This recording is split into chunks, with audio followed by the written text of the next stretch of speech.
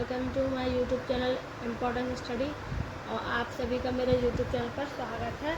और हम जो गांधी जी पढ़ रहे थे उसी में आगे फिर है कि महात्मा गांधी जी की भारत वापसी। जब महात्मा गांधी दक्षिण अफ्रीका गए थे फिर वहाँ से जो वापस आए उसके बारे में बताया गया। तो चलिए स्टार्ट करते हैं।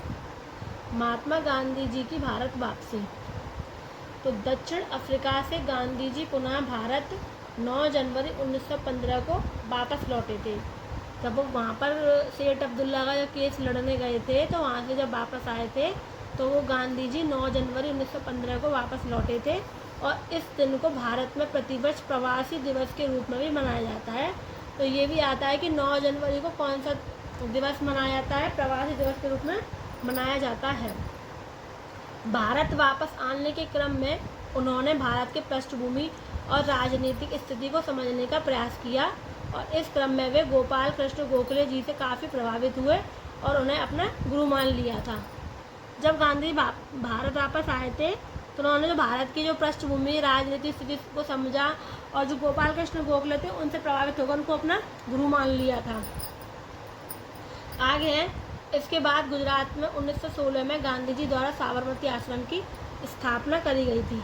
ये इम्पोर्टेंट है, ये बहुत पूछा जाता है कि साबरमती आश्रम की स्थापना कहाँ पर और कब की गई थी।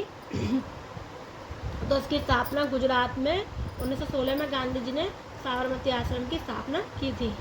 आगे है कि जब गांधी जी दक्षिण अफ्रीका से भारत वापस लौटे थे तब उस समय दुनिया में प्रथम विश्व युद्ध चल रहा था। प्रथम विश्व युद्ध चल रहा था और उस समय गांधी जी ने अंग्रेजों को विश्व युद्ध में सहायता करने की नीति को बढ़ावा दिया था ताकि अंग्रेज भी भारतीयों की स्थिति और मांगों के ऊपर नरम व्यवहार करें। जब गांधी दक्षिण अफ्रीका से भारत वापस लौटे तो उस समय दुनिया में देश में चल रहा था, प्रथम विश्व युद्ध चल रहा था सब जगह। और गांधी जी ने अंग्रेजों को विश्व युद्ध में सहायता के लिए नीति को बढ़ावा दिया ताकि जो अंग्रेज भारतीय की स्थितियों को समझें, उनकी मांगों पर नरम व्यवहार करें।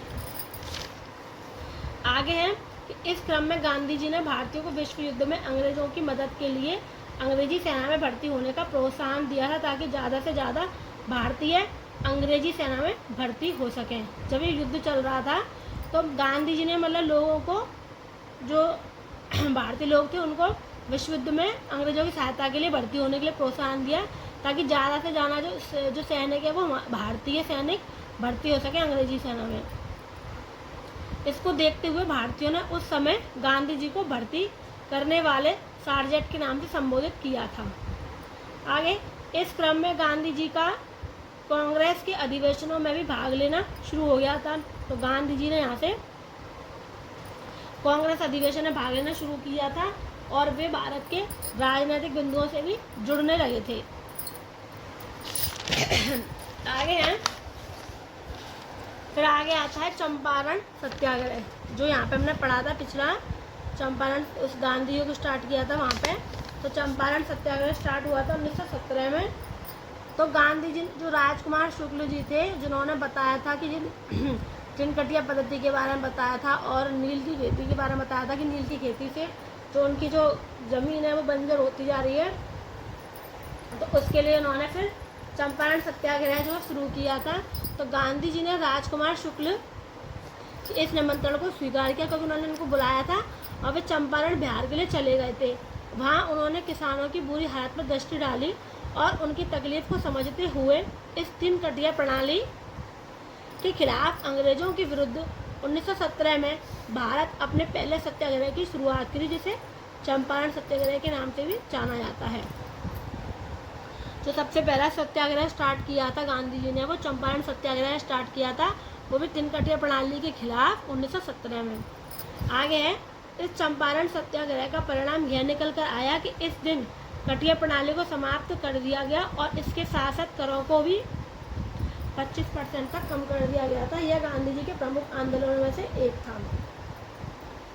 तो चंपारण सत्याग्रह हुआ, उसमें ये प्रणाली जो समाप्त करके और 25% जो कर है वो भी कम कर दिया गया था और सबसे प्रमुख आंदोलन रहा था सब आंदोलनों में।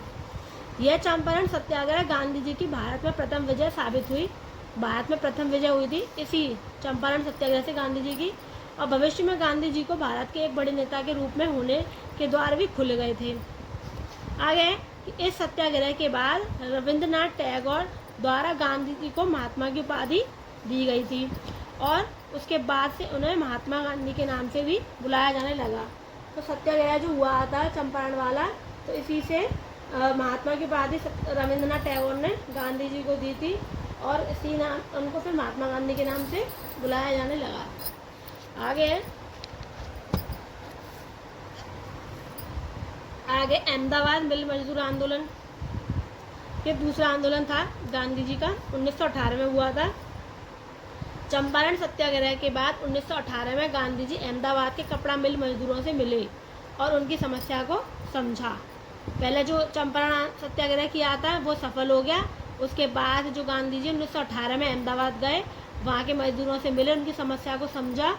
फिर आगे है कि अहमदाबाद के मिल मजदूरों के अधिकारों के ऊपर अत्याचार किए जा रहे थे और हितों में होने वाली योजना पर भी रुकावटें डाली जा रही थी।